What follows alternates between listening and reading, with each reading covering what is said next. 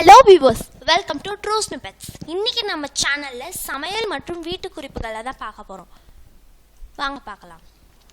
அதோட முதல் குறிப்பு என்னென்னா வெண்டைக்காய். வாங்க வெண்டைக்காய் குறிப்புகளை பார்க்கலாம்.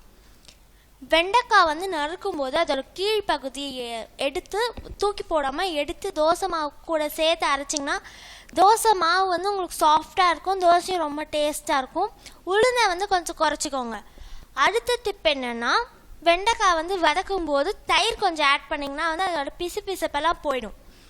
தேர்ட் டிப் என்னென்னா வெண்டைக்காயை குழம்பு வைக்கும் போது கொஞ்சம் புளிச்ச மோர் ஆட் பண்ணி நீங்கள் குழம்பு வச்சிங்கன்னா ரொம்ப டேஸ்ட்டாக இருக்கும்.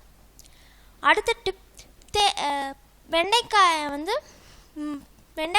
வேக வைக்கும்போது பாத்திரத்தை கொஞ்சம் திறந்து வச்சு வேக வச்சிங்கன்னா உங்கள் அந்த காய் பச்சையாகவே இருக்கும், கலர் மாறாது, அது பச்சையாகவே இருக்கும். அடுத்த டிப் என்னென்னா வெண்டைக்காவை ஒரு துணியில் சுற்றி பாலித்தீன் கவரில் போட்டு ஃப்ரிட்ஜில் வச்சிங்கன்னா ரொம்ப நாளைக்கு நல்லாவே இருக்கும் வெண்டைக்காய்.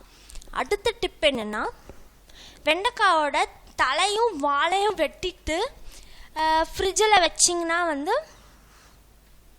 அடுத்த நாள் சமைக்கும் போது முத்தாமல் இருக்கும். Thanks for watching. If you like the video, please subscribe our channel. Thank you.